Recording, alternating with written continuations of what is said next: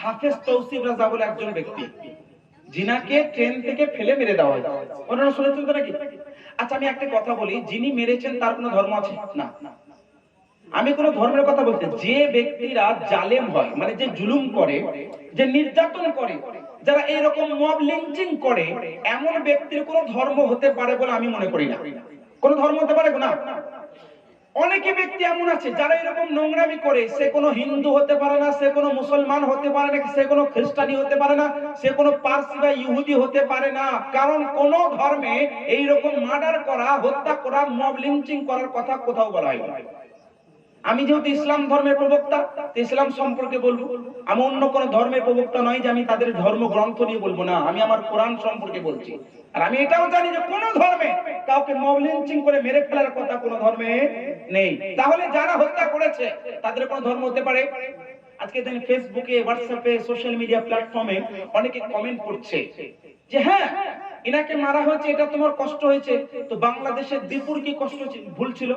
বাংলাদেশে এক ভাই, হিন্দু ভাই, ওনাকে নাকি পুড়িয়ে মেরে ফেলা হয়েছিল, তাই তো নাকি?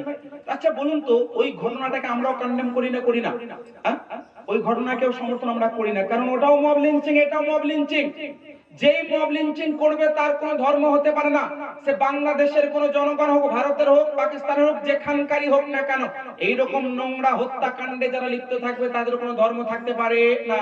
কিন্তু এরকম তুলনা দেওয়া যে দীপুর কি ভুল ছিল, তার মানে উনি বলতে চাইছেন ওখানে যেমন বাংলাদেশে এক হিন্দু ভাইকে মেরে ফেলেছে, তাই এখানে মুসলিম ভাইকে মেরে ফেলা হয়েছে। নাউজুবিল্লাহ। এটা কোনো কম্পারিজন হতে পারে না, কোনো তুলনা হতে পারে না। ওটাও একটা নোংরা কাজ, এটা একটা নোংরা কাজ। ওটাকে আমরা কন্ডেম করি, এটাকেও কন্ডেম করি। বলার বিষয় হচ্ছে এটাই যে এরকম যারা নির্যাতন করে, যারা নির্যাতিত হয়, যারা মাজলুম হয়, তাদেরও কোনো ধর্ম হয় না। কেন বলছি? কারণ তাকে ধর্ম দেখে বলবো না যে সেই ব্যক্তি নির্যাতিত।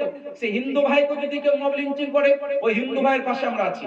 কোন মুসলিম ভাইয়ের উপরে কেউ যদি জুলুম করে, ওই মুসলিম মাজলুম ভাইয়ের পাশে আমরা আছি। আছে না নাই গো? তো নির্যাতিত যে হবে তাদের পাশে থাকতে হবে, এটা ইসলামের বার্তা। যে নির্যাতিত হবে তার সহযোগিতা করতে হবে, এটা ইসলাম ধর্মের বার্তা। যে বিষয়টা বলছিলাম, আজকে সোশ্যাল মিডিয়া তোলপাড়। আমি একটি কথা বলতে চাই, জানি না উত্তর প্রদেশের পুলিশ প্রশাসন কি ব্যবস্থা নেবে, জানি না আমাদের ভারতের পুলিশ প্রশাসন কি ব্যবস্থা নেবে, বাট আমি পুলিশ প্রশাসন তাদের নির্দিষ্ট কাজ তারা ভালো বুঝে তারা করবে। বাট আমি যে বিষয়টা বলতে চাই, আমাদের সমাজে ব্যালেন্স বজায় রাখতে হবে।